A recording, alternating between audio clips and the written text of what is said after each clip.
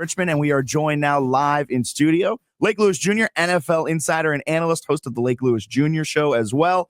Lake, thank you so much for taking some time and dropping by the illustrious ESPN Richmond studios here. I appreciate it, and it's nice. It's nice to finally be in here. I've come on with you guys, but to be in here, I greatly appreciate it. It's our day off, so why not? How's camping going for y'all?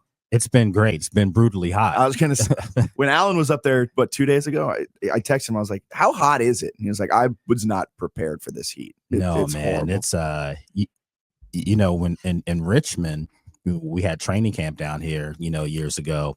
I couldn't believe how hot it was. It was just unbearable. It seems like up there this year, it's been equaling how hot it was when we were here in Richmond.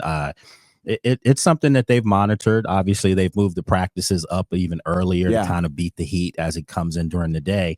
So, yeah, outside of that, I mean, it's been a lot of fireworks on the field. They're competing. They're getting after it. Yeah, so far, we've heard Connolly was working with the ones, I think, a couple of days ago. Yes, he was. How's he looking out there? He looks like a very good rookie, so there's times he's going to make mistakes, and then there's times you see why they took him in the first round.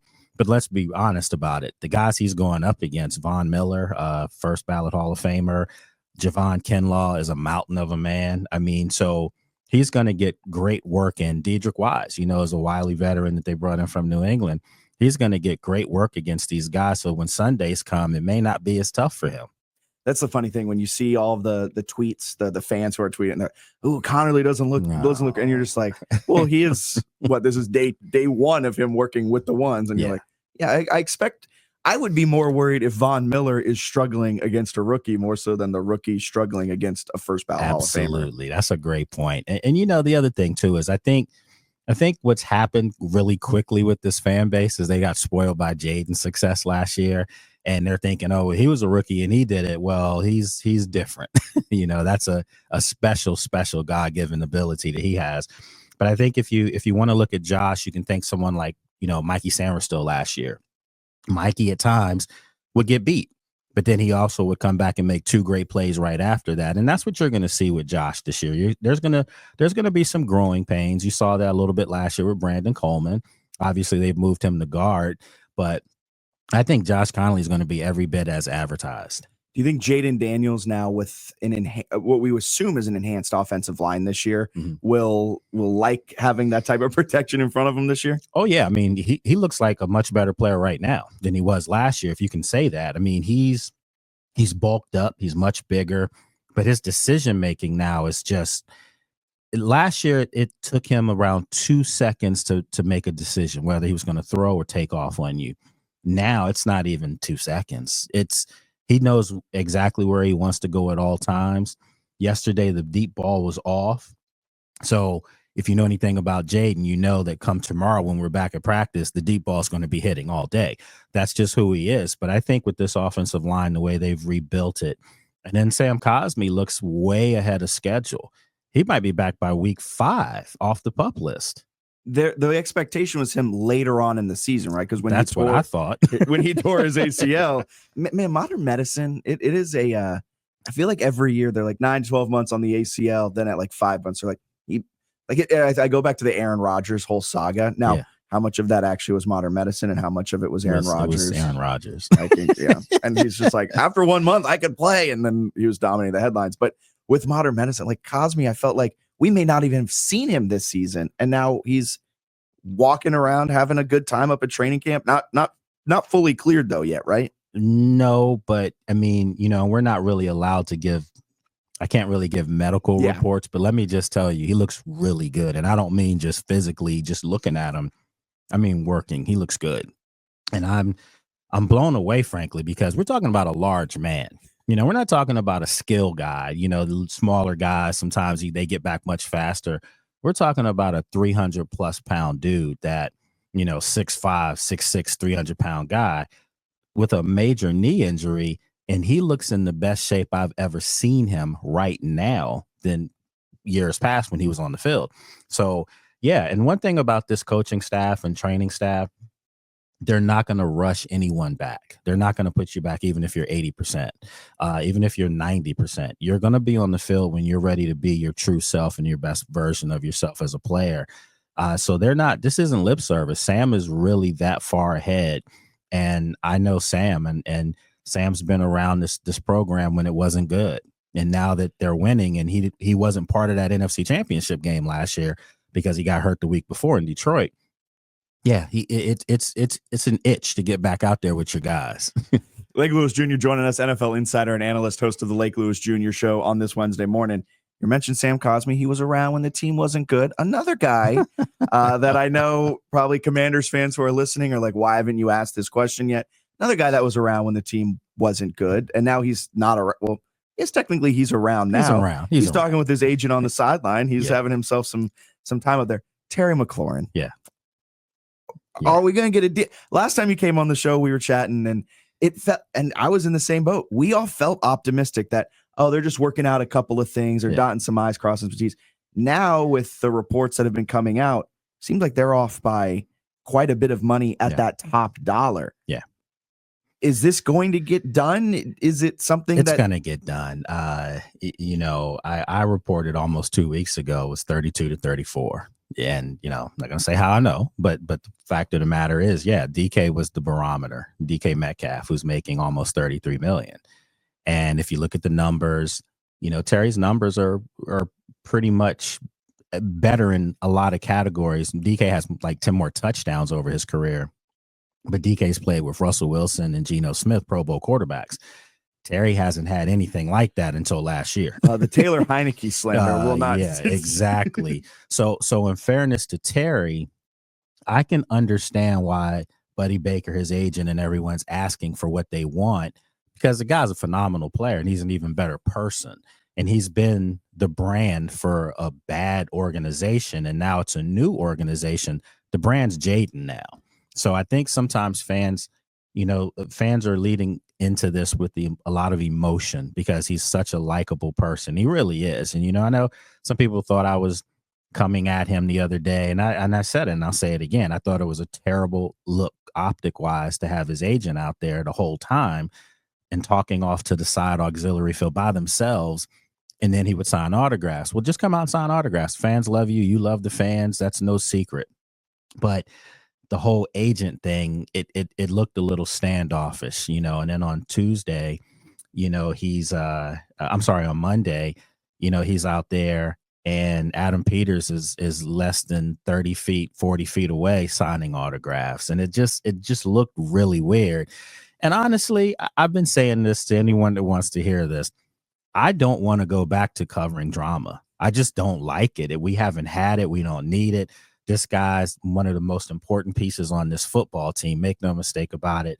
I do think something will get done, but I think that number is going to have to come down considerably. I think it's going to have to be somewhere. I think 29.5 gets this thing done. I know 30 sounds great because it's a 3. I don't know if the team's willing to do that, but I do think it's going to be in that 28.5 to 30. That's the number range. How much do you think this is the ownership, the front office, trying not to set a precedent? Because this is their first big extension. One. Absolutely. So if you kind of bend the knee or you give him a little bit, you let him kind of dictate the terms of this process. Yeah. Do you think that's going on in the front office where they're like, we have to be careful on how we handle this? Because we got Jaden Daniels, who's going to be up for an extension in 2 years. And that's when Terry's contract extension would kick in. Yeah. So you're sitting here and you're like, how much of that is going through the front office's mind, do you think? And do you think that is a big portion of the holdup? Yeah, I think I'm absolutely positive that has a big part of it, and that's the thing that Terry's camp's going to hold on to as well. They're looking at it like, okay, you want to do all you can under Jaden's rookie deal right now. You can make moves around Jaden to better this team to be a Super Bowl contender, which I think they are this year, but for the next couple of years before you have to pay Jaden, it's going to be a record-breaking NFL contract for Jaden. I don't think there's any secret about that. He's going to be north of $700 million. So you account for that. So Terry's folks are looking at it like, well, if you're trying to put together the best pieces around him right now, our guy's the second best player on this team, so he should get this money. I totally get that. But again, you have to account for the age. And I know Terry's numbers have gotten better and better each year. Last year was his best year. Ironically, he had a great quarterback, so that went hand in hand. But again, when this contract extension for Terry kicks in, his birthday September 15th. So when this contract extension kicks in, whether it's 2 years or 3 years, he's still going to be going on 32 at that time. And normally, the way the league works, as you know, receivers don't get paid that kind of money when they're that age, regardless of what they're doing on the field. And receivers don't typically get better after age 30 season. So right. That's what the Commanders are probably looking at it too. Like, you may have reached your pinnacle, and we don't want to be paying you $32 million a year, $30 million a year, when whatever. Father Time's going to creep when in. You know you're going on we're on the wrong side of the mountain at this point. How much of it too? Because they're an older roster. Yeah, Bobby, especially on the defensive side. Yeah. So they know coming up in the next year or two, even before the Jaden extension, they're probably going to have to go out and sign some free agents and use a lot of that salary cap. Do you think that's playing a part into it as well? Or is that just, am I overthinking the whole situation? I would never say a person's overthinking anything, but maybe on this one, just because they're considered the oldest team in the league. And it's just because really they have 4 players who are so old. And I hate, Bobby's going to tell me, what you mean I'm old? But, B-Wags is, Bobby Wagner is 35. You just brought in Von Miller's 36. Zach Ertz going on 36. I mean, so those raised the average quite a bit. But if you took those, 3-4 guys off the roster, it comes down to like 27, 28. The issue is you're going to have Deebo Samuel, who looks dynamic right now. He looks great. He really does. So he's going to have one of those years. He's pretty upset with the lack of respect that he has coming his way. So he's going to do well, I'm sure. Then you think of, some of the other guys. Frankie Louvu's going to be coming up. He just made Pro Bowl last year, so you're going to have to pay him too. Laramie Tunsil is coming up. You're going to have to pay him. You don't trade for him to only have him as a 1-year rental. He has to be long-term for Jaden. So you have all these other key pieces. And I think, again, to the fans, I always say this. I understand the emotional side of being a fan. I get it. But it's a business here. And in years past, Washington wasn't any good. So they may have had 3-4 players that they could prop up and pay or even overpay to keep some kind of happiness with the fan base that was looking for something. Well, their team's loaded right now. I mean, you don't say a Super Bowl caliber's team because of one player. Obviously Jaden's a big part of that, and Terry is too, but they've got weapons everywhere. And they're going to have to compensate all these guys. So those are the things that I'm sure Adam Peters and even Josh Harris, the owner, they have to look at all those things. And they got a stadium they're going to be building soon. And, so money's money, no matter how you have to come up with it. You got to dig in your pockets. It's going to be interesting to see how it plays out. Lake Lewis Jr. joining us, NFL insider and analyst, host of the Lake Lewis Jr. show as well. I do want to know, with Terry missing all of this time, we've been hearing Jalen Lane's name a lot, the Virginia Tech guy, local-ish product, Blacksburg, a couple hours out. But is he, when they drafted him, I was like, that's a good piece for down the road. But now with Terry missing the time, he's kind of been getting some more reps than he may not otherwise have gotten. 100% and making plays. I was going to say, is he earning himself? I know it's still really early in training camp, but is he earning himself some PT come the regular season? Without question. I think he's their third wide receiver right now. And Noah Brown technically would be the third wide receiver. Noah looks great as well. So much for that injury. He had another one that, I thought his season was over before it started. But with Jalen, he's getting better, and you can see the confidence growing each practice. Each practice he makes a play. 2 days ago, he had an outstanding catch in the back of the end zone. Great throw from Jaden, but even tougher catch from Jalen. He also had a slant route, that he would have taken to the house. And, so when you watch him, you don't really see a wow factor. It's like he's not shaking everyone and doing this and doing that, but he's always catching the ball. He's always open. The speed is real. It's more of a north-south speed, but once he turns his shoulders up, he's there. So I've said this over the last week or so, and, I want my royalties if it comes to fruition here, but I think that his nickname should be Baby Debo, because that's literally how you can use this guy as a Swiss Army knife. I mean, they did it at VTech, and he's also a great punt returner as well. He's going to be the team's punt returner more than likely. So he's one of those guys that is multifaceted. And I think, when you look at Debo and the way he was used in San Francisco for his career, Jalen Lane has the best blueprint to work from with Debo. And I think they're very similar in stature as far as how they play. Debo. How's he looking? Is he going to be used as that Swiss Army knife? Yeah, he's having, in my opinion, one of the top 3 or 4 camps. He looks really good. He's making all the plays, and you see a lot of players coming over to him to talk with him and get his opinion. Yesterday, Mikey Sammerstill, defense on the other side of the field. Mikey's on the offensive side of the field, kneeling and sitting with Debo and just talking to him. So you can tell that Debo's already earned the respect. Everyone knew he was a great player, but you hear, okay, well, he's at the end of the road and he doesn't have it anymore. He can't do this. Wrong. He looks really good. And for the first time in his career, when Terry comes back, as he will be back, both of those guys are going to have something they haven't had on the other side. I know Brandon Ayuk, is ascending and he's a really good football player that got hurt. But Terry has never had a Debo on his side, and Debo, in my opinion, has never had that. So they could be dangerous together.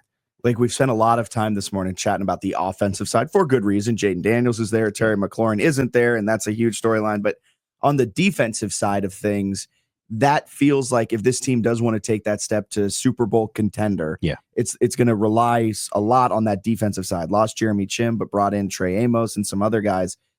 How has the defense been looking, and do you expect them to take a necessary step forward here in 2025? Yeah, defense looks much better. And I'm a big Joe Witt fan, the defensive coordinator, and everyone says it's a Dan Quinn's defense, and it is technically because he's kind of, Joe Witt comes from Dan Quinn's tree, technically. But I think that last year they didn't have all the pieces in place, obviously, to be able to stop the run for one, to be able to generate a consistent pass rush. And a lot of that, everything played hand in hand. They didn't have the corner play, to be able to hold receivers and stay with them for 3-4 seconds. So you address this in a lot of ways. You go out, you bring in Javon Kinlaw, who's a big dude who no, he's not going to get 15 sacks. He's not going to be Trey Hendrickson or anything like that. But he's a guy that can establish an edge where you're not going to run to that side. You can look at the other side, Dorrance Armstrong is the guy I think benefits the most out of any defensive player this year. I think he had 5 sacks last year. I think he's going to double digit that this year. I think he's going to have 10 or more sacks this year. He's going to be the guy, in my opinion, because of Von Miller being there now, and all eyes will be on him. I don't care if he's 36 or not. That dip that he has and bend that he has, I've never seen that in my life. And I've seen it several times already this camp where he comes around the edge, his shoulders almost on the ground. It's unbelievable. So with that said, I think that, there's so many facets now. They have great corners, young corners, aggressive corners, guys that can play man to man. Trey Amos looks amazing, and he's starting, so Mikey's moved in the slot, and Mikey's able to roam around and do a lot of the things that he did when he was at Michigan, where they were blitzing him a lot. Harbaugh would blitz him at Michigan. So they're going to be able to generate pass rushes. They're going to be able to not be ran on. So the defense, I think last year finished the season at like 15 ranking wise overall. If that's the case, then I would predict this unit this year would be a top 10 unit, and a top 10 unit with perhaps a top 3 offense. That could be pretty scary. You didn't mention Lattimore. How's Lattimore looking? He looks great. Okay, because that's the big question after the injury-riddled season last year. He lost a lot of weight, too. He looks like he lost 10, 15 pounds. I wish I could do that, man. Yeah, I mean, I'll tell you, I remember when, minicamp came around and he changed his number, so he's number 2 now. And I literally was like, who's that? I look at my roster, like, who's that? And they were like, that's Marshawn. And I said, no, who's number 2? And they were like, no, it's Marshawn. And I could not believe it. He looks totally different, and he's moving. He literally, he hasn't shown any signs of a leg injury. And I mean, he's doing everything out there. And a lot of times there's nothing coming his way. So he has that chip on his shoulder, and he's heard the grumblings that he was washed and it's over. It was a waste of a draft pick and all that. Trust me, he's going to be the catalyst for the secondary. I think their secondary has the potential to be overnight I think they have potential to be their best unit overall. Wow. Yeah. Big step up from where it was last year. Absolutely. Whew. Lake, thank you so much for taking some time out of your morning, chat with us here on your day off, back up in Washington Commanders training camp tomorrow. Hopefully the heat subsides a little bit, but we've got to catch up again soon. Absolutely. I appreciate you having me on. Thank you so much. Lake Lewis Jr., NFL Insider.